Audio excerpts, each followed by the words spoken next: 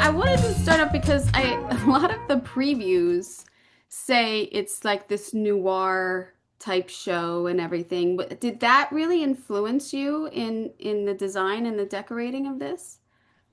I mean, I think in terms of, the way the movie or the way the project kind of, hold on, let me just get myself situated. Yeah, it's big. Yeah, Oh, no, you need those. Okay, never mind. that's okay. Yeah. Okay, hold on, just adjusting. How's that? That's great. Okay. Um, yeah, I mean, so the way the whole thing kind of started is at the end of season 3 of Reservation Dogs, Sterling started talking about this new project he was interested in. And we were talking about movies like The Long Goodbye and Night Moves and sort of like this like new Hollywood era, like 70s kind of noirish world. And he kind of was saying, or we kind of talked about, well, those movies are all kind of like what they, almost like Shaggy Dog, like detective stories, where it's like it's almost like a derisive term, but you're kind of following the detective around through this sort of like loopy vision of a different city. And we just thought, well, what if we did that? But also instead of it being like LA or New York or someplace you've seen a lot, you're following this person through this sort of like really interesting kind of dreamlike landscape of Tulsa, this sort of Tulsa noir.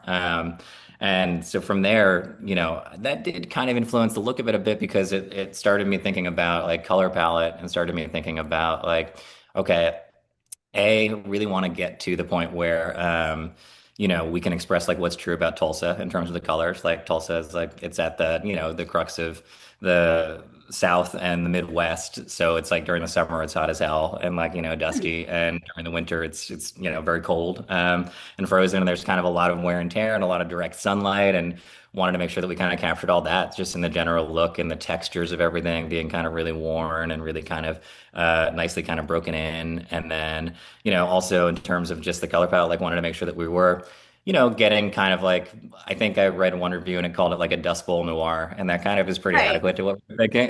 Yeah. right. Where, yeah, you want those kind of Dust Bowl colors. You want those kind of things. So we were like, okay, we're going to make it art noir, but we wanted to both kind of speak to the landscape and speak to the area with all these browns and yellows and, kind of darker greens even in these colors. But at the same time, Use a lot of room. yeah, a lot of maroon.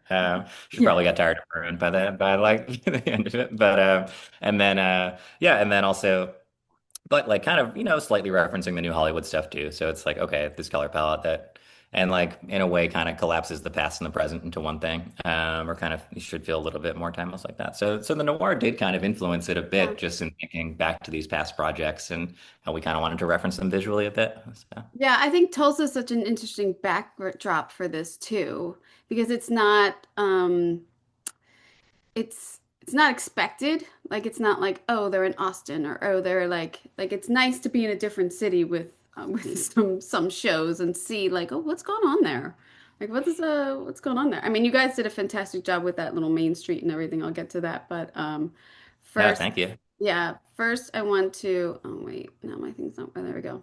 These curtains. Oh Let's yeah. talk. These curtains, which are featured very heavily in the first couple scenes of the show, have a cowboy theme on them, and they look like they're shears. Did you have these made? Yeah, we did have those made and it was sort of like a last minute decision. We knew we wanted to do like a double sheer versus like a very like thick, heavy curtain because like RTP is so amazing with lighting. We're like, okay, let's give like multiple options here. But the sheer, we're like, okay, we'll do two shears. And then we're like, okay, we'll print one with like a cowboy icon on it. And then we're like, well, why not also add like the rope W for Yeah. wash? I don't know if you can tell in there, but those Yeah. ropes actually ropey W's.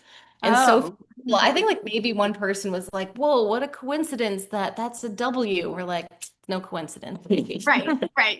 That's on purpose. When we have control of things, we can really like zoom in and Yeah. make everything Yeah, so yeah. perfect. It was fun because, we wanted to do something where it's like, okay, I think a lot of times you think about noir, you might think about like, and he's kind of like a cloistered away, rich person in his mansion or his ranch. And you might think, oh, okay, yeah, thick curtains, like that makes sense. But then we're like, oh, we don't really want to do that. We want to do something that feels a little bit different and also like speaks to this particular family. And we kind of almost like dared each other into doing Yeah, the we're like cowboy and then like the W lasso and then like all the different stuff. kind of fun in that way. Like there's room for like play and some like kitschiness here and like a lot of ways to hide some fun Easter eggs because it is like a noir thriller crime. So we're like, well, let's play into like hiding all these little things. Like it very feels like the theme of the show. Yeah. So Yeah. not many people will like catch all the little things we did, but Yeah. But yeah. thank you for But catching thanks it. for catching Yeah. it. Oh, that That's was the first thing and this is actually, I mean, I had to stop and screen grab this. This isn't like, I'm like, sometimes I see things and I'm just like, I'm taking a picture of that if I ever interview with this person.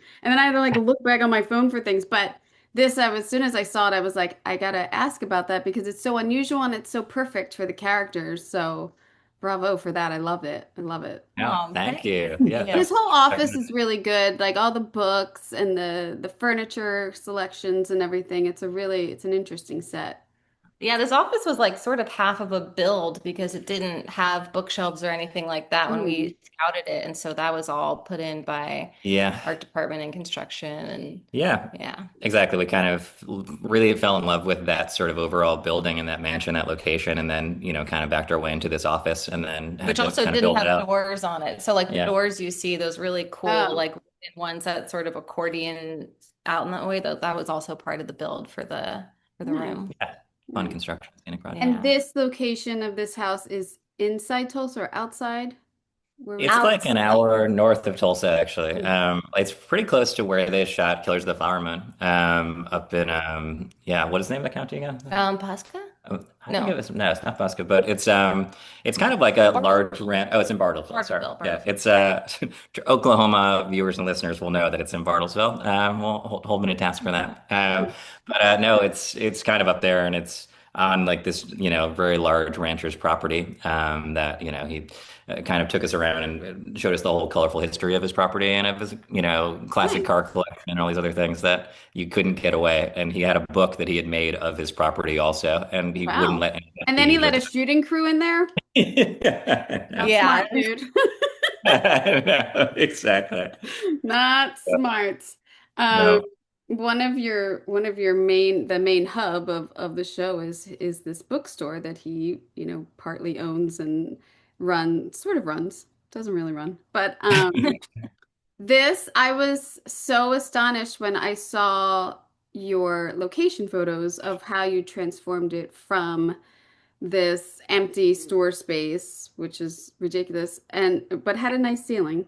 But yeah, then the ceiling. Covered. Yeah, the yeah, ceiling. and then to see your renderings of how are giving notes and how you want it to be so dense and so alive with books, and then seeing the end product of how you interpreted that and what was it, 30,000 books? I don't know, it's like a ridiculous amount of It's books. about like 5,000, maybe something like 5,000. that. Maybe closer to 10. Yeah, depending on the yeah.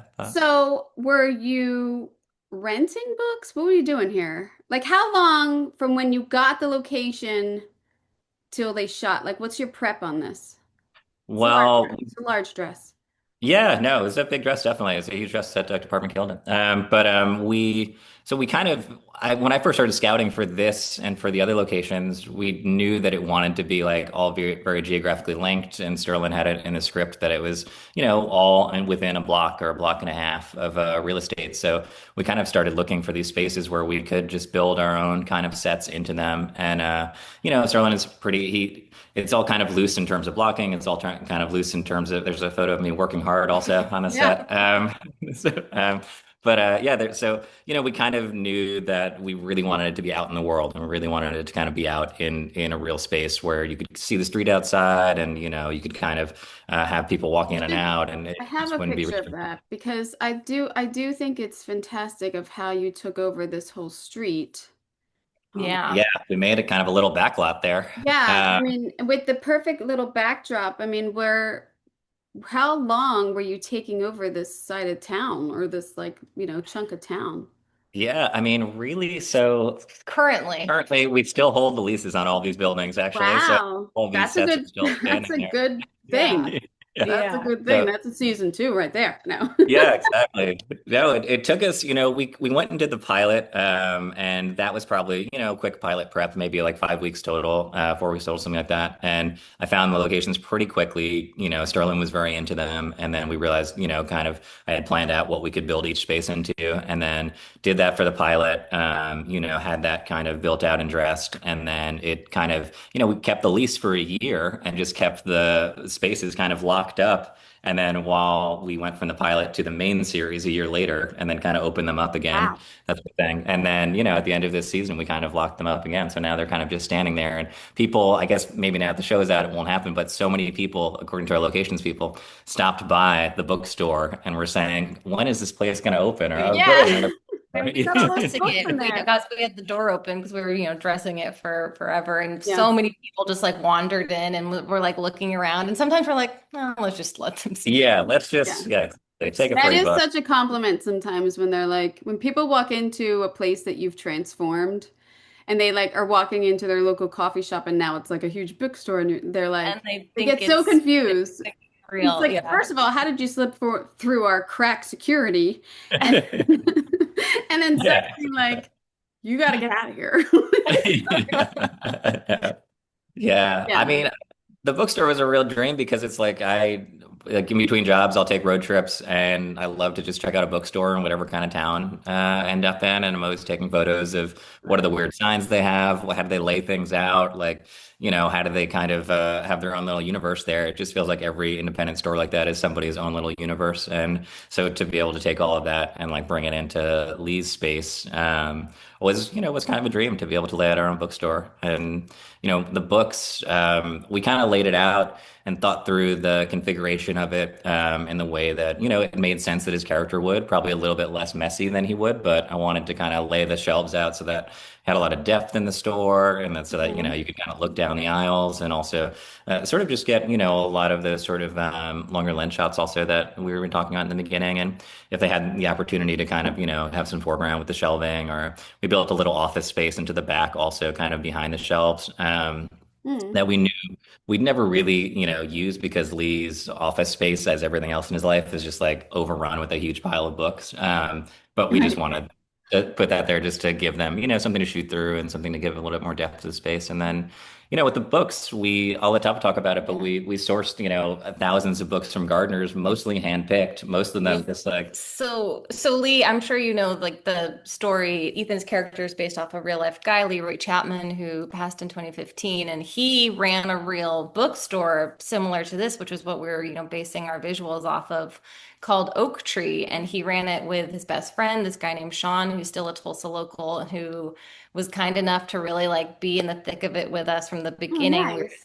him like, what was Lee listening to? What was he wearing? What kind of books was he reading? And he happened to, at the time, work at Gardner's Books, this great used book place in Tulsa.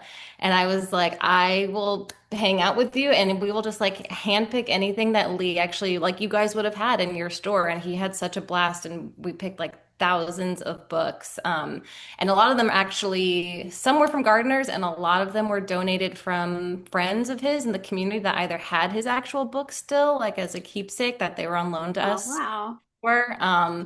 And then books of theirs that they were like, oh, Lee would have read this had he been alive the past 10 years. And so, like, there's a lot of newer stuff in there too, being like, if Lee were here, like, this is definitely what he'd be reading. And in the case, we were like just trying to do nods to some things we've done before, like a vintage copy of House Made of Dawn, which is a Res Dogs ref. Right. Also in that case, see on the top, there's a copy of Someone Cry for the Children, which there's a very famous Native American forensic artist, this guy named Harvey Pratt, who we worked closely with on Res Dogs. And so that's the book of the case that he did like these Oh, very famous wow. sketches for. And so we're just trying to tie in, as we always do, the community as much as possible. And it makes it that much more fun. There's a copy of Chilocco Indian School, Indian Boarding School graphic novel on there that another artist that we worked a lot with on Res Dogs, he made that. And so it's just trying to feature anything that has a connection to anyone, whether it's Lee's friend, someone we've worked with before, an artist in the community, it just makes it feel much more Oh, alive that yeah. way. It's It's fun alive. for us to Yeah. source things that way versus just buying, random boxes from Goodwill or yeah. something. Well, I think there's a big difference between like doing an old bookstore and then something that's alive, like something that's still like thriving and people are coming Yeah. in and buying stuff and you've got and like newer stuff in there, like newer posters or new like people are still switching stuff around on that cork Yeah. board.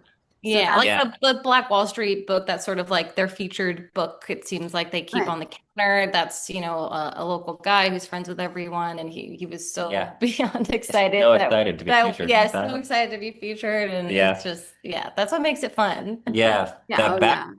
And behind the then counter. did you have any problems with clearances? Well, so, I mean, like actually thinking about like that back wall that's like behind the glass case right there, that kind of became sort of a place where almost like a A wall of honor hero. for different like Tulsa artists, for those kinds of things. And so, we basically like we were putting up artwork from Larry Clark, Tulsa photographer, which is like that bigger poster. That's the kind of Mhm. guy, the white poster in the middle there. And then we were recreating some artwork like that smaller kind of revolt poster that's like a black and white kind of screen print in the lower right hand of the wall there is something that Leroy Chapman, the kind of character, the person who inspired Ethan's character, he had really screen printed things in his lifetime, and one of them is a very close replica. One of them is a really close piece like that, and so we kind of replicated it or came as close to it as we could with clearances. And Yeah. so clearances were always it's always one of those things where we don't ever want to use like stock art, or we don't ever want to use anything that's not connected to our to the project or to us. So for the most part, it's really like we're getting the stuff from the artists that we know or who are Yeah. like excited to be Sign off. included. So, Yeah. which is it can be challenging in terms of like, okay, we got to track this person down because they said yes and they're very excited, but they Also don't have an email, and yeah. they live like in sticks of Oklahoma, so we Exactly. gotta So go we gotta find send them. somebody to out there with the release to like Yeah. get it signed, do the thing.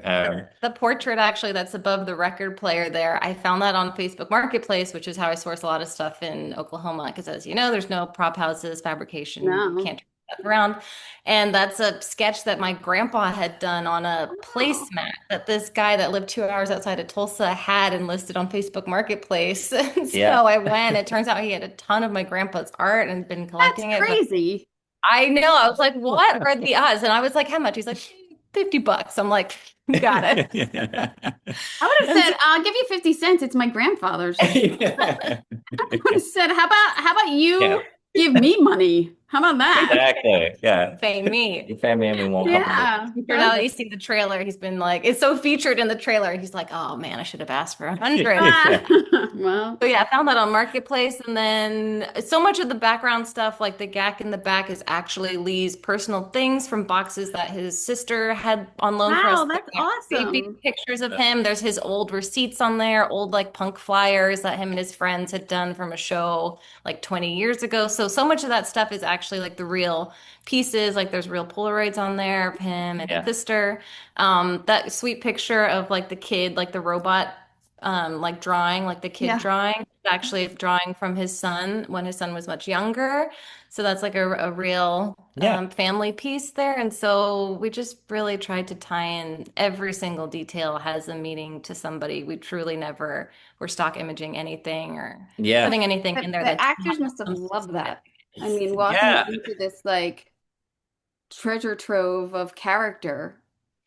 Well, I mean, that's kind of the whole thing is like, I feel like we kind of got into this on Reservation Dogs a little bit, but like, I just think of it as, okay, well, like, yes, like we're concerned what the camera's going to see, but it's also, really about like, what are the actors and the directors and the people Yeah. who are, going to stop by and just everybody who's in the room, like, what do they feel when they're in the space? And so we try to create these spaces where there are like so many details that the camera couldn't possibly even capture them all, but just so that when the people come into it, they're like lost in this kind of seamless world of it. And Ethan was really, excited by like this location specifically and like seeing, kind of his character's, brain on display with all these things. Yeah. And he actually asked us if he could put up a couple of things behind the counter himself. And he put up like a playbill or two from a Sam Shepard play that he had directed and Oh, like another kind of cool. play that he had directed. So we kind of had that up there also a little bit later in the season. And yeah, he was, I mean, for me, it's like I think we probably drove the lead man a little bit crazy. We had an amazing lead man, Marcus Whitman, is The the best. best He's guy. the best. But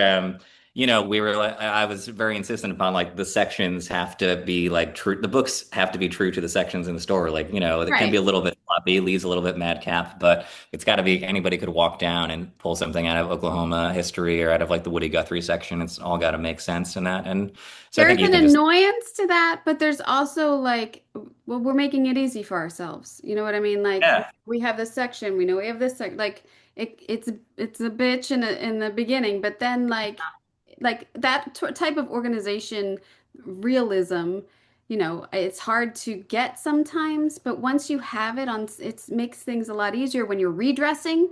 Like I'm sure you have to move those shelves a lot for camera, like so, it makes it easier to kind of. Yeah. yeah, Yeah. no, definitely. Yeah, I know there is a lot of, we built those like the shelves that are against the wall, like next to the counter there, those are all on wagons. And so those all kind of like are wild walls too. And the shelves that we built, for the middle of the room, those are all obviously on wheels also. So there is a lot So, of moving those things around for the onset crew. but So you yeah, so use the whole space. Yeah. we did. Oh, Yeah. use the Yeah. whole So space. those two cutouts on the right, we kept those. So that's where our bookshelves that are wild are. So we would pull those out so like Hmm. camera could be in there, move stuff around, and then put those shelves back in. Yeah. There's But columns in the existing space of this photograph we're looking at, a before picture.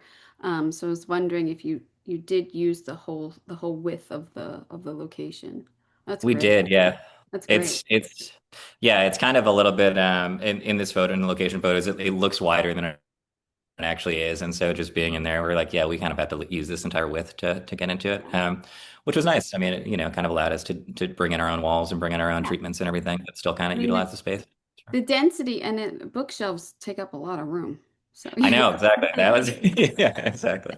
That was And then you carry this sort of craziness of his mind out into his little apartment here. We Can do. can yeah, you we talk did. about can you talk about the first of all the feeling of his apartment being very like unfinished, and then how much of the writers were involved in doing this like like it's I always call it like a murder board because I did bones and everything, so it was always a murder board Yeah. to me, but it's not, it's an information board because he's a detective, right? Yeah, exactly. He's a No. writer. He's a writer detective kind of.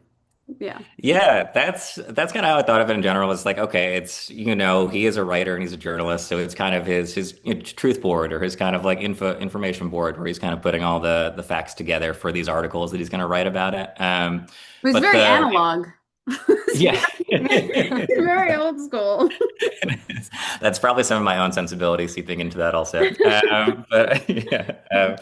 But no, I mean, in the script, it had, Lee's apartment is supposed to be above the bookstore. It's just like a cramped space that he kind of, occupies or kind of squats in because he doesn't have another place to be, essentially. And it's almost like overflow from the bookstore up there. And so when we were scouting, we scouted, this block that had a space that we could make into the bookstore, a space that we could make into the tax law office, a space for the record store, a space for the diner, and then I was like, well, let's look upstairs, and we looked upstairs, and there were just these kind of unfinished apartments like these that were, pretty derelict and were pretty far down. And the owner was gonna kind of renovate at some point, but we were like, please don't. We can actually do this the way that's in the script. It's supposed to be above the bookstore. It will be above the bookstore, and it was nice. It was funny. We actually so we kind of embraced this raw space and did some things to reveal kind of even more textures, like, some of the brick, and then, did our scenic treatments to make it seem even a bit more derelict. But it, already was kind of very unfinished. And we kind of embraced that idea of like, yeah, it's a raw space and it is a place where he has,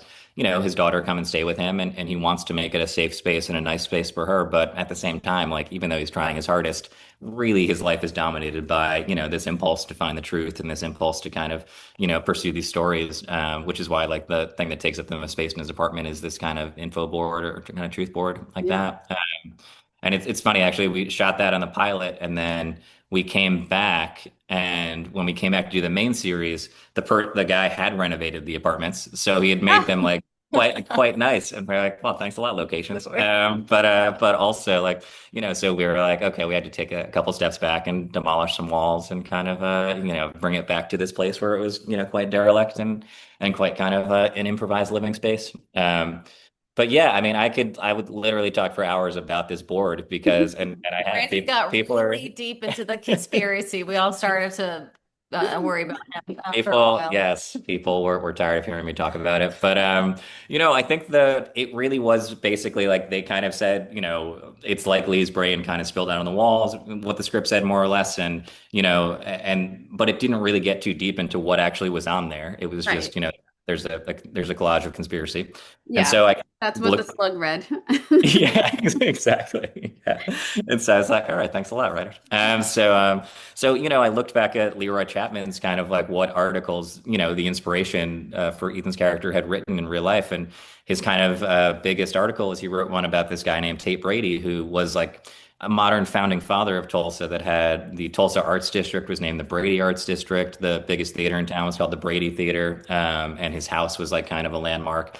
And so Leroy Chapman wrote this article that kind of meticulously constructed a case where he pointed out that Tate Brady actually, was a member of the Ku Klux Klan, had like Confederate linkages, and also was like a big part or participated in the Tulsa Race Massacre in 1921. And so he led to his legacy being reevaluated and like his name being taken off the theater, his name being taken off the arts district. And that was kind of like a big thing that he was known for. So we said, okay, well, let's make that the centerpiece of this collage and let's kind of show evidence that shows him putting that article together and shows him putting these pieces together. And then I looked for his other articles. He wrote one about, Elohim City, which is this white supremacist compound outside of Tulsa that has some linkages to the Oklahoma City bombing. So that's a section of the collage on the far end. And, kind of the whole Osage Hills murders about, land being taken from indigenous people, which kind of is covered in Killers of the Flowers Moon and Killers of the Flower Moon. That was also something where, that's a piece of the collage too. So me and a graphic designer just meticulously assembled all these pieces of evidence that you would need to write these stories and then kind of collage them up there. And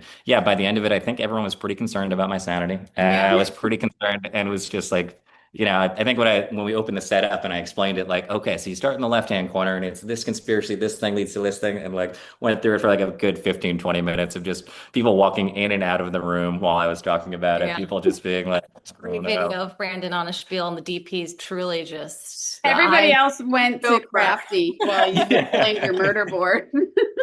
Exactly. So yeah, but that's all to say. It really was meticulously detailed, and we No, it kind of looks, I mean, I think that's a hard thing too, because sometimes it looks fake. Like yeah, I've done things and then designers or directors will come in, no, I want, it should look like this, like we don't overlap things and blah blah blah. And I'm like, that's not how people do it. They're in a rush. They want the primary thing to be seen. They don't care if it right. hides this. Lee's not the kind of character who Yeah. has red string and is tying it, and then Yeah, yeah, yeah, exactly. yeah. this is not this guy, you know. Yeah, exactly. And nobody else is really supposed to be in this space seeing it. Like it's not like he's Right. presenting to other people. This is just like his notes in his mind, like up on the wall for him to stare at it and work things out. So, so we tried to keep it as and we try to keep it as kind of like detailed in that way as possible. It, should feel like somebody's thought process, and hopefully that distinguishes it from, kind of other things we've seen. But And there was and some talk of red string at yeah. certain moments. We were just like, you can't do it. I'm sorry. No, it's not. And there's just like a sparse, eclectic look that you've given him of like he doesn't really care about anything. He's just living. Like he needs He's a just chair, he living, needs a desk, yeah. he needs a bed, and he's We done. did try and give him some like sweet personal detail. Again, we were working with like his family and friends so much, and they were so gracious to just give us like boxes of things they had, like his old clothes. And in that last slide, you have like the pillowcase, or is actually a t-shirt that Lee had screen printed because he was always screen printing shirts, and so that's an original t-shirt, and we just used that as the pillowcase, Wow. which I stole as an idea from my father, who never owned a pillowcase but always used his t-shirts. And then on the right on the wall, there's one of those really sweet, like Christmas stockings, like the classic kind that's just pinned there, which was actually, that says dad on it. That was from his son in real life. So that's a piece that his son had given him. And, obviously in the show, he has a daughter. And so it was easy to just play this as a craft that she Yeah. had made for him. There's a dead plant in the window that truly his sister had been holding on to for 10 years, being like, this was Lee's plant and it's been dead, but I can't throw it away. And so we put it in the windowsill. So it has a really nice feature when he That's wakes up it's one time in kind the of morning. creepy and insane how much shit they held on for this guy. I mean, he A put dead a plant? lot of his stuff. He was such a character and kind of such a Tulsa icon. And the more I got to know him through all these friends and family, I'm like, wow, this guy has a very lasting impact here. Yeah. We kind of wanted to also just like, make sure again we're keeping it as specific as possible and give it like a really specific sense of place, which is always the goal, but especially in this show, like making it close to Tulsa. So, if we have like fast food cups, it's going to be from a QT, a Quick Time, Right, or right, Whataburger or right. something like that. We're like, okay, Sonic was such a Res Dogs thing. We would think Yeah, Sonic, Sonic, Sonic. So we're like, okay, Lee is Whataburger and QT. This is exactly. this Not a guy. Sonics man. Yeah. Yeah. The character always has a favorite fast food place to go. Yeah. Yeah. Yeah. Yeah. I think I'm really fascinated that you had to redo all this. I mean, Yeah. that's crazy. It Yeah. was really funny to like, go through all the different scenic photos and the references and be like, oh, this is what it was like on the pilot. Okay, so actually that needs to look a little worse up there. And like this is like, actually we need these holes back. There was a full wall that was built here in this shot to like separate, and we're like, you guys got to tear down this. Oh Yeah. my God. All we tore it Yeah. up. Yeah. Yeah, Well, the the kitchen guy they should have kind of known. Don't do it. yeah, exactly. Yeah. They should have listened. They should have listened to the locations department when they said to hold it. Yeah. And all the books in here, differently from the books in the bookstore, his best friend in real life, Mike Mason, who ran this land press that we reference in our show as the Heartland Press, Mhm.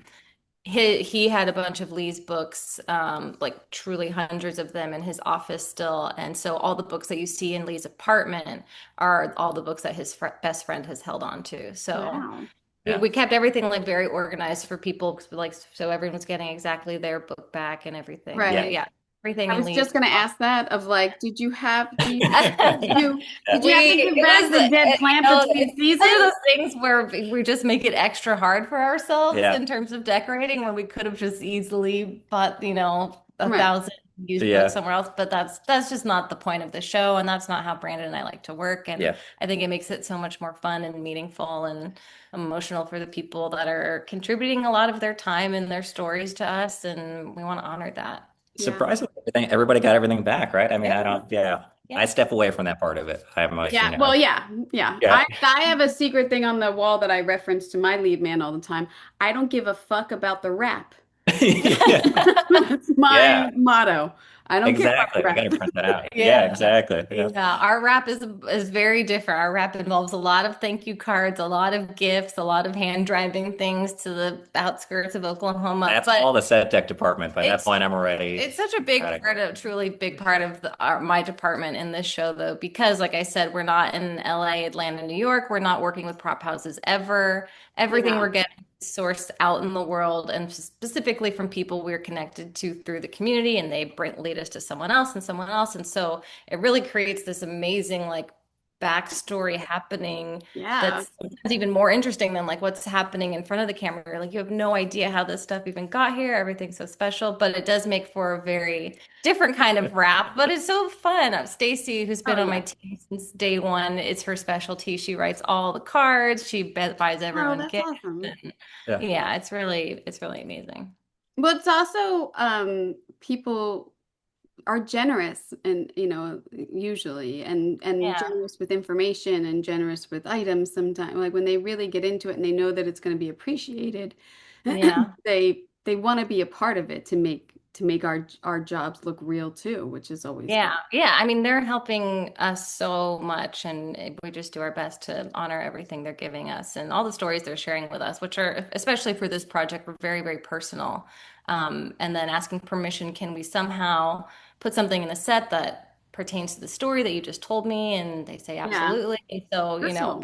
we've been getting texts. We got one yesterday from his ex-wife in real life just saying you guys did such an amazing job. Yeah, Yeah. Leroy's ex-wife. And so it's just, yeah, everyone's really feeling Wow, that's Yeah. awesome. appreciated for Yeah. That's this. awesome. The Oh, yeah. the hangout, the diner. Yeah. Sweet Emily's. It's so Um, I loved the wallpaper. The oh, thank wallpaper you. is fantastic. So did you Thank you. print that? Did you make that?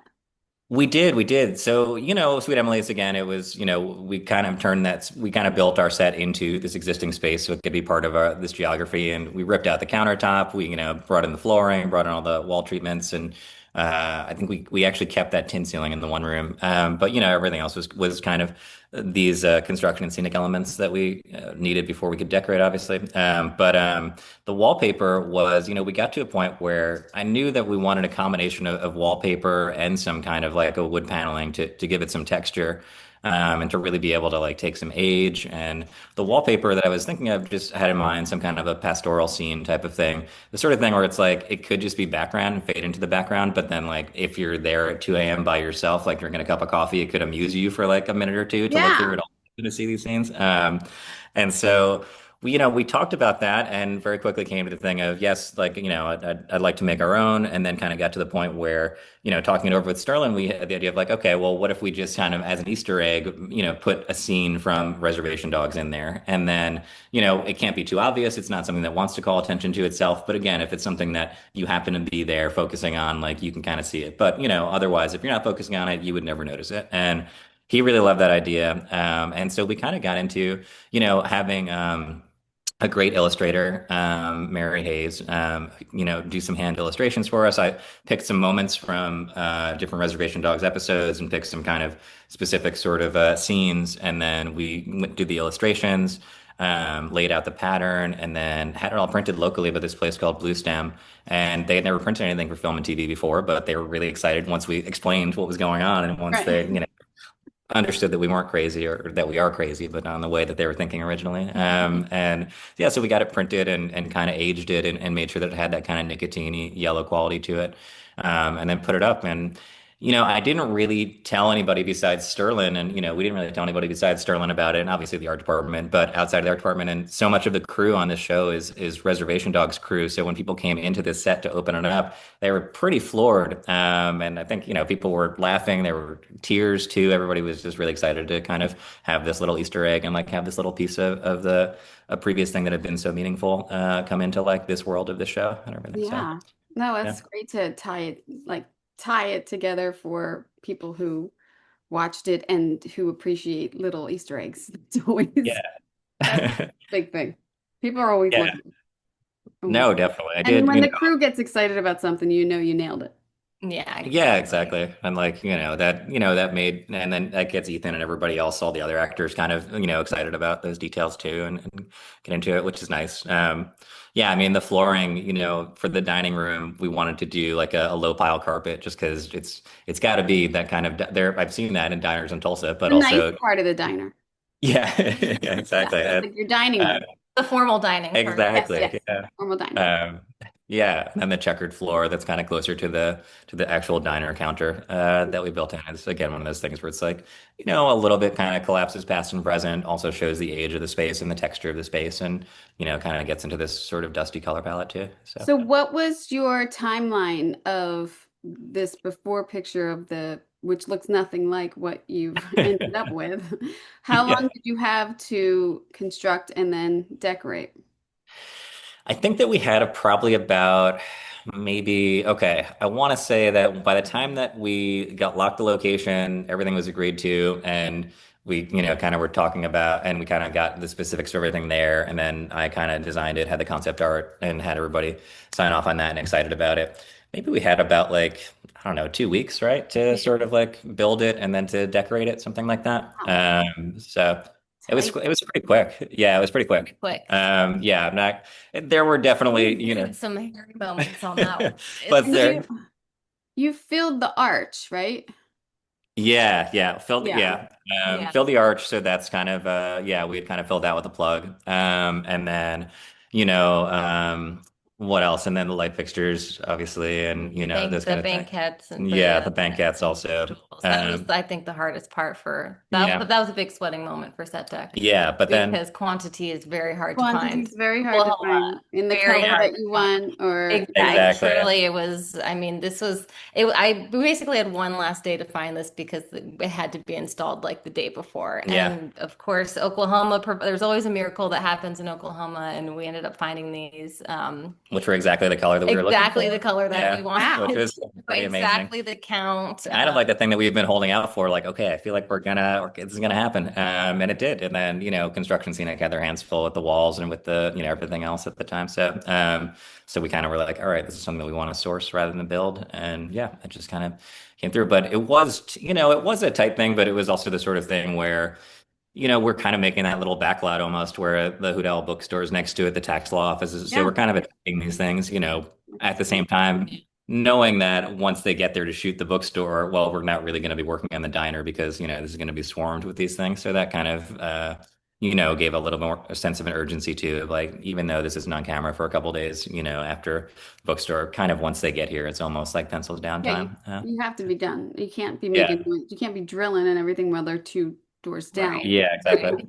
Um, No, yeah, that's a but really good point of like owning that block as your like backlot, but then it all has to be done before they get there. The whole thing. Yeah, exactly. We kind of walked ourselves in that situation, which, turned out great. And there are some kind of small details in Sweet Emily's also, like, where we basically had a clock. We kind of made our own version of this or fabricated our own kind of clock that says Tulsa time on it, which is sort of a reference to the Rumblefish. Rumblefish. Yeah, that Sterling was very excited about. And yeah, we, up behind the counter again, same thing, like, kind of collected family photos from people around town and crew We have members. a Yeah. picture of his pond there. Oh yeah, picture of my grandfather's in there Yeah. also. And just the dollar bills on the column, there's a Yeah. phone up on the wall. And I think, it's always like about going in at the last minute and saying, okay, like, well, somebody, let's write some phone numbers next to the phone as if like, there's some numbers that Yeah. people like to call or this kind of things, just to really ease into those lived in details. But yeah, but the funniest thing too is this space is like across the street from it. You can't like totally see it in any of these stills, but there's a storefront and we wanted to make it into a smoke shop, like kind of a vape shop. Sterling thought that was like appropriate for this neighborhood in town that's kind of like, a little bit backsliding or a little bit like stagnant and this newer smoke shop. And so we covered over the storefront was a by appointment escape room. And so they were very, very sensitive about us turning it into a smoke shop. So we had to put the dressing up and take it down and the Every signage and everything week, every single day. which is a lot. We have to redo that front store across Yeah, the street. which is fine. But the funny thing is that when actually Google Maps was coming through Tulsa, we realized at the end of the season that the owner of the store had given us so much grief about like them not wanting it to be seen publicly as this, and then on the Google Maps thing, it had captured it with our banner up there and with No everything. way. That Yeah, is fantastic. I What know. It was quite funny. what timing of I that? know. Like, Yes. and it's all your sets on there. How great is that? Yeah. Yeah, Yeah, I know. it That's is. great. Yeah. So Oh pretty my funny. God, that's great. You're Yeah. influencing Google Images. I mean, that's Yeah. fantastic. Yeah, Yeah. this woman's You're not messing playing. up the Yeah, map. she was not pleased. The escape room owner not pleased, but we thought it was great. Yeah, Yeah, we thought it was She'll hilarious. probably complain. yeah, There's many swing sets in the first couple episodes, and you've just given great depth to them and great like character to all of the places that they go. Were you like was there a lot of changes for the swing sets, or was it like, oh, thank God we found this place, it's great? yeah, This one, a little bit of both, because it was a antique store, sort of overflown, but it was sort of not the antiques that our character Ray would have. Like it was a little more dusty grandma, and so we could sort of like borrow here and there, but we mostly undressed this space and brought in stuff that he would be Yeah. antiquing for, and like that you can see this AC Blue Eagle, which is a native artist, that pitcher and cup set is the set that he's eyeing when they're at the estate sale together at the Mhm. Washburn Ranch. And so we brought that in as if he ended up purchasing that, yeah. putting it in his store. So Yeah, we tried to dress in those details that are kind of like you might see in another set, or you might, or see it in another kind of story that we're telling in the episodes He's a also. good character. He's He yeah, he's is, the yeah. best, and he's the character best to guy in the yes. whole world. We love Michael. Yeah, Yeah. he was really fun and just a really great character. Yeah. In your like newspaper office, you have these fantastic graphics here, and then in the other guy's office, what was your inspiration for putting these giant graphics as backdrops in the rooms? Oh yeah, no. I mean, this is one of my favorite sets too, the Heartland Press Office. which, is kind of closely modeled on the real magazine that Leroy Chapman wrote for and that Sterling actually made video content for and kind of wrote for also, called This Land. And so we, basically kind of, and uh, as like one of those Tulsa twists of fate, also, the space that we ended up shooting this in, we're like, well, is the actual office that they used for for This Land available? And it was kind of a derelict, again, like building. And so we went in there and we're like, okay, we have to, obviously kind of build our set into it and kind of dress it from the ground up, et cetera. But it seems worth it, for everybody who's like remembers actually being a part of that magazine, and to come back and kind of feel that energy. And so, we leaned kind of heavily on what the actual space looked like. This mural right here, is something that, sits behind the editor, and actually something very similar actually sat behind, the actual editor of, Mhm. of This Land. And so, we kind of were making an homage to that. And I think also in these spaces too, like for me, thinking about the Heartland Press office, it wanted to feel like it's people who are trying very hard to like get their arms around something. People who are kind of very ambitiously trying to dig at the truth. They're very Yeah. ambitiously trying to do something. They're in Tulsa. They're in the Midwest, but it's kind of a running gag that the editor, this guy Elijah, kind of talks about the New Yorker. And, one thing at the pitch meetings are like, oh, would they cover this in the New Yorker and everything? So it's this real sense of like, oh, yes, we are here in Tulsa, but like we're really kind of aspiring to show like the truth of this place, and also to measure up to these standards and to show that we have these. And so for me, I just wanted these big images that kind of felt like, oh, yeah, it's almost like bursting out of this, like it's almost kind of like, this sort of space is like almost not big enough to hold like the ambition, or not big enough to hold like kind of like the truth, or what these people are trying to get their hands on. So that was a Nice. big part of it, and recreating that mural is something that was an element of that. And then in the main space of it, we basically wanted to cover all the walls in our fictional kind of Heartland Press issues, which is, what This Land had. They were kind of so proud of their own work that they had kind of had it up on the walls to cover their own spaces. And so we wanted to recreate that. And we Yeah. actually went out and, had our graphic designer make like, 10 copies of our fictional, Heartland Press and covers. Based off of, we Yeah. happened to find a case being sold at a store Yeah. that had the first original 100 issues of This Land. Wow. Starting with issue one, which happened to be all signed by the original people that started it. Yeah. And so we had this like amazing, like, we're like, What are the odds that we found this thing?" And of course, they let us borrow it. We told them what it was for. And we're like, "Can we borrow this for like a week and scan some Yeah. stuff?" And of course, they said yes. They were so excited.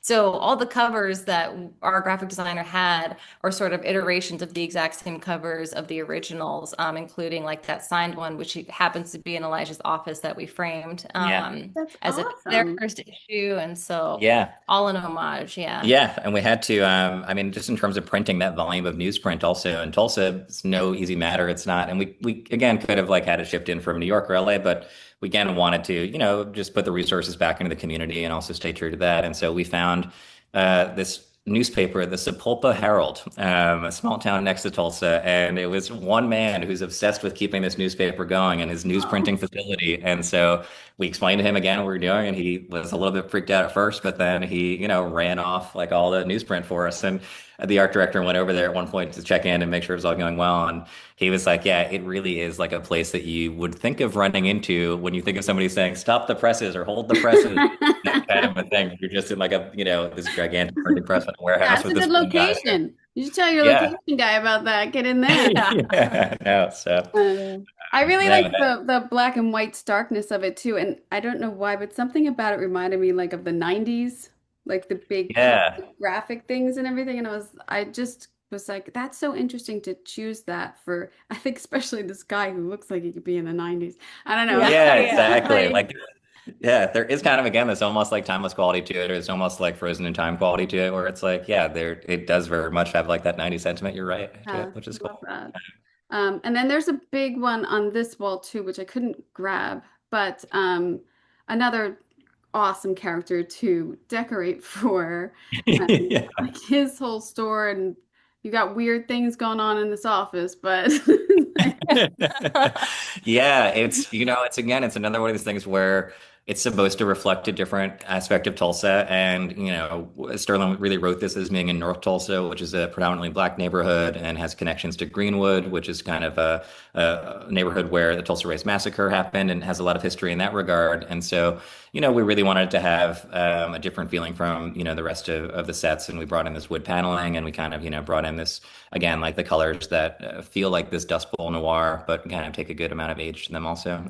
And I wanted to do something on the one wall. It's actually, it's a wall that runs the length of the space. And so wanted to do something kind of larger and graphic that again would be like a really big read and something that the character would want to look at every day. And so, we worked with a local artist, this artist, Alex Taman, who is a muralist in Tulsa, and he had done some Mm. murals in Greenwood, some murals about the Tulsa Race Massacre, different topics. And, we kind of worked together, collaborated and came up with the imagery. And then, he was able to come in and paint it actually on the wall. And it depicts some of the important figures in the Tulsa Black community. It depicts, the Tulsa Race Massacre, and then it depicts kind of a more modern sentiment about, reparations and sort of some of the imagery that Killer Mike's character, has present in his space. And so, yeah, I mean, that's kind of another fun thing about working in Tulsa is you get to collaborate with so many local artists. Yeah. And for me, it's like, okay, if we're going to do this mural, I want somebody who's from the community that we're representing to actually be a part of it and to actually, bring their ideas to it and to kind of, bring their perspective to it and make sure that it resonates for everyone. How, how though, so did he design it and then he painted it on? Like what was the time? That sounds like a long process for Yeah. one who's not in our world to comprehend. Do you Yeah. know what I No, mean? definitely. It was, and that's part of the thing also is like we kind of have like since we were there for a couple of years for Reservation Dogs, we have connections to the local community and the artists. And so we kind of brought Alex in and we're like, okay, so we're gonna do this piece, but it's a thing where we need to develop it in the next like 72 hours and then, apply it after that, basically. And he was really game. And so I had a lot of references and, we kind of sat down and had some conversations and then kind of designed it and came up with the actual illustration of it. And then I was able to talk that over with Sterling and just say, hey, does this feel right to you? And how do you feel about this and everything? And he was really into it. And then from there, we were just like, okay, so, Alex, like, and now we have this amount of time to do the rest of it and to allocate Right. it. And to jump in. And he kind of just came in and was like, okay, I have 2 days to paint this or whatever. So I'm gonna paint this in 2 days and get it That's done. And, awesome. the swirl of our construction and scenic crew is working kind of around him. And, it's just great. Everybody kind of Yeah, it's not like understands. he had the space to himself to think. No, Or no, like, not oh, at all. let me plan this out a little bit bigger or whatever. No, not at You've got all. painters and construction workers and then lighting and Yes. Yes, that's exactly. crazy. I mean, that's a real testament to, Bravo. our construction scenic crew too, Aaron Meyer is amazing and Dylan Baker's really good. They just come in and they really understand what we're trying to do and how, the kind of detail, the level of detail and the importance to working with the community, that we kind of emphasize. So, for them, they're just like, yeah, does Alex need anything? Are we being too loud for him? Can he still do the work you were doing? And I'm like, you guys are the most considerate construction and scenic crew. I feel like ever kind of been around and everything. So Do that was you Uh, think did that rose painting back there? That's Is what I that wanted to point out. So yeah. that rose painting, there's this guy in Tulsa. He's like a real local staple. He's the guy that lives in community housing. He goes by Mad Dog. That's his name as we all know him. But he sort of walks around the bars at night or hangs out in front of the gas station. He's always selling roses. Like that's how he's making his money. He sells roses, but everyone knows him and loves him. We don't know much about him. He's kind of a mystery. But he had started painting recently. I don't even know how we figured this out. He just was dabbling in painting his roses. And Mara was like, how do we find him? I want to commission a piece from him. And I knew on the weekdays he sort of hung out at this one gas station, a QT gas station. I was like, well, I'm just gonna swing by. And he was there. And I was like, oh my goodness gracious. So I was like, Mad Dog, turns out his name is Kenneth. I was like, Kenneth, will you can we commission a piece of art for you for the show? Because he obviously knows all of us and Sterling.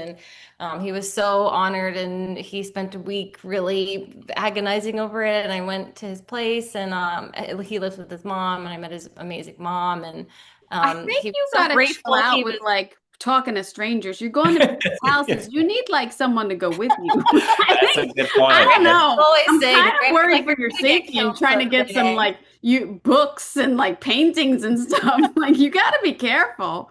You know, I like know. I could, like sometimes off a Craigslist or whatever, it's they're like we're like, all right, put your tracker on, or make sure you check in as soon as you get back into your car. Like Yeah. things like that. Where Share in your LA, we location. don't go, we'll Yeah. go for That's all. this. I've But definitely been in some, I'm like, maybe, I've definitely been in a couple situations when I arrive, I'm like, what am I doing right yeah, now? Yeah. But, don't Yeah. do but it's that. always worth it. And this piece was so, so special. And everyone that is in Tulsa knows who Mad Dog is. And so again, when the crew came in and they asked about this, I said that Mad Dog had painted it, and so many people could not believe it. Again, like tears, they're like, oh my gosh. And of course we paid him, and he was so overcome with emotion and so Yeah. grateful and so excited. And so yeah, that's a really special piece to me Yeah. in this, and definitely something that our character would have. Yeah, totally. I mean, that's Yeah. the Oh, fun. yeah. To me, I'm like one of those girls on the wall painted it for him, or like, I don't know. Which could be also. I know exactly. Like that makes sense Get your too. Yeah. roses, like, Yeah. Say, I'm like, sometimes the backstory is even better than Oh, Yeah. yeah, you can't. you might That story's imagine. Yeah. way better than what I thought. So, yeah. Yeah.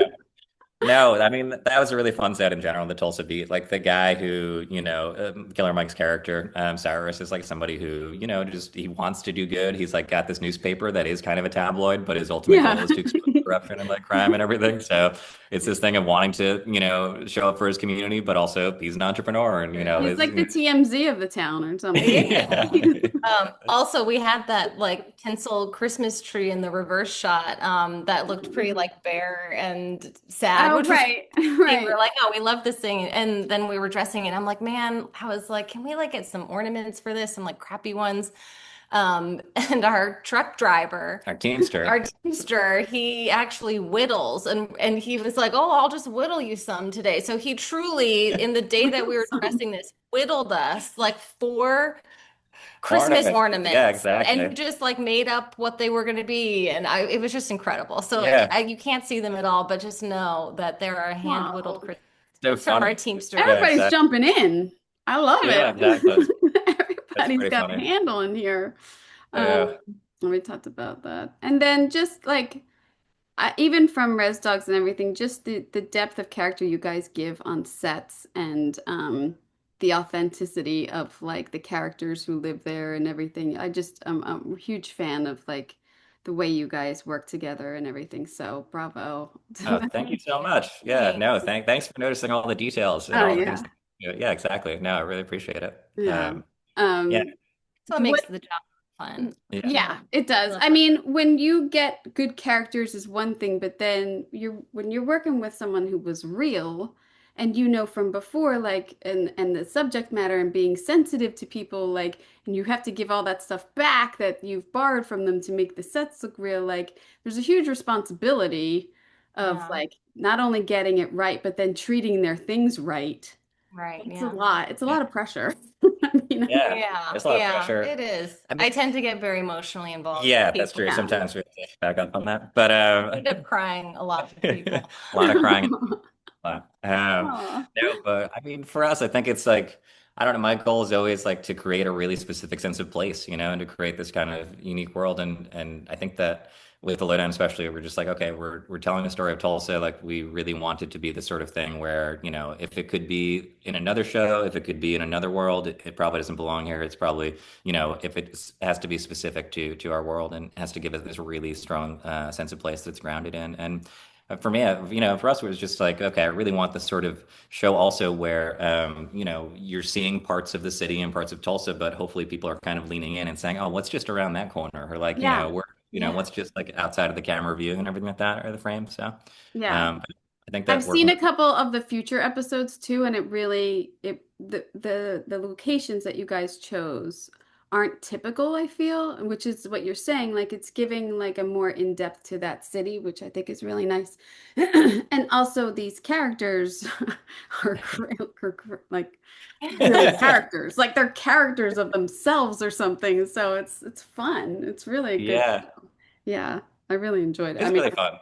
I don't know, finish it out. And now I know there's a possible season two because you kept your you kept the Sure. lease on the thing. Yeah, That's I always know. a sign. We'll see what people think. Yeah, I mean, Yeah. it's like so much of the show. For me, I think, and we're talking about this, like so much of the pleasure of the show, and I think Sterling thinking about things like the long goodbye and everything. It's like you want to hang out with the protagonist. You're hanging out with Ethan's Yeah. character, and so we want to make sure that we're giving him this interesting world to kind of flow through and to sort of amble through, and that's fun for people also. So Did you have, what was your biggest challenge here in decorating all this? Ooh. just dealing with Um, me, probably, yeah. I would say. You two seem to Um, work great together. You're super cute. I gotta tell you that. I guess the biggest challenge, with TV so fast paced, but we just have such amazing characters. Like that last shot of, Bonnie's house. She's sort of such a fleeting character, but you want to do every character justice, especially when you're in their home and you have so little time and so Yeah. like bandwidth to really do justice by this person in terms of making their space. But I have the most amazing team. He has the most amazing team. We have people that really, really care on these jobs. Like truly, we have like teammates that want to work on the weekend to make things as good as possible, as do we.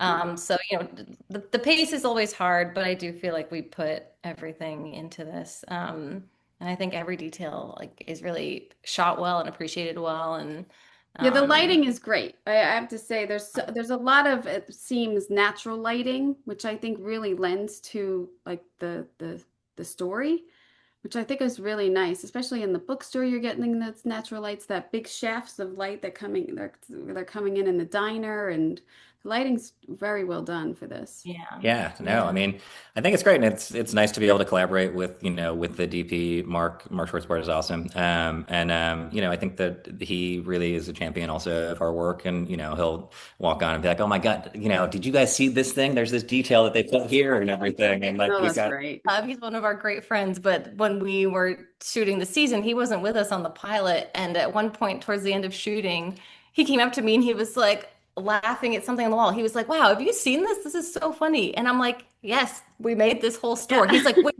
you guys made this store yeah, at the bookstore?" We're like, yeah, we're "Yes, like, Yeah. yeah, yeah, yes, then we made that detail." Not So little yeah. elves coming in exactly, overnight with yeah, us. yeah, Yeah, we're yeah, all just little elves in the night people that yeah. don't really know how these things get made, but No, it's always challenging on a TV timeline too. And just like with the scheduling and the tricks of the schedule, where it's like, okay, we have an actor now, so we can have Yeah. to shoot this. And then we don't have an actor now, so we have to push this until the future and then figure that out, and on the next block and everything. So I think, with that, it's always a challenge. But I think it's, for me, it's just a testament to, Tava, to the set deck team and to the art director and all the other kind of teammates that we have, where it's just like, yeah, everybody still maintains the same quality standards and the same level of care with everything, just by Were you block shooting, or were you doubling up? Were you? we were we were tripling up. block shooting. There were some things where, not to get too deep into it, but the scheduling was such that there were, the cast is amazing and there are so many amazing people Yeah. in the cast, but with that comes some availability things. So there was, one or two people who it's like, okay, we're not going to get this actor until basically the last, month of shooting. So a lot of Right. things are going to have to be pushed out of these earlier blocks and into this end block. And so we'll have to figure out how to come back to spaces. We'll have to figure out how to, utilize some other things and kind of engage in some trickery like that. But we were block shooting, so we had, I think it was 7 episodes for the season. It's 8 counting the pilot, but we had 7 for the season, and then we're kind of and shooting those, and I guess it was 3 different blocks, right? Yeah. Yeah, for Oh, that. wow. So Yeah. um, Double yeah. up in A actor lot of Oh availability. yeah, It's no, all yeah, fun. It's tandem date, all fun. yeah, yeah, yeah. Those episodes, I would yeah, say those last 3 weeks were we all really, I don't know how we did it. It was a yeah. lot of tandem days, tandems with Oh, splits. It was, yeah, it was a Yeah. lot. I felt like the line producer in the first AD, I was like, wow, you guys are you are every single, like, sort of little, I mean, niche, like, element that we could do, where it's like a tandem day, and then it's like a split day, and then it's like, just elements of these things. But, they worked it out. I mean, credit to the ADs and credit I to the would real. never want to be an AD. I'd never want to be Yeah. Oh location, God, I can't think of a worse job for and I myself. would Yeah. never want to be an AD. But I do say to my AD sometimes, like, do you make this schedule just to fuck with us? Like, are you trying to make this the hardest on us because you know we can handle it? the most. Yeah. And we're like, yeah, yeah, we know our department can handle it. So yeah. No, definitely. I feel Yeah. like like with we were shooting in that paddlefish compound in the woods that's in episode 3. That's like one of those things where it was like one of our biggest endeavors, creating this whole giant space in a clearing and dragging boats out Mhm. there and everything. And I was like, okay, Josh, first AD, if there's any way that we could just not start with that, anything Yeah, else, like would be of great. He's course. like, no problem, got you. And then like 2 hours later called and was like, so we got to start with the paddlefish compound. And not only that, but the week before shooting, it was a torrential snowstorm. Oh yeah, I So forgot that about that. whole location got snowed out. So we were like out there with the plows and this Yeah, Oh my exactly. God. somehow make this set while it was like Yeah, negative that's really 18 funny. by the lake there. Yeah. Whatever could go wrong will go wrong when you Yeah. shoot like Exactly. outside. I feel like even in LA, it's like we never go outside, it rains. It never rains here. Yeah. Yeah, definitely.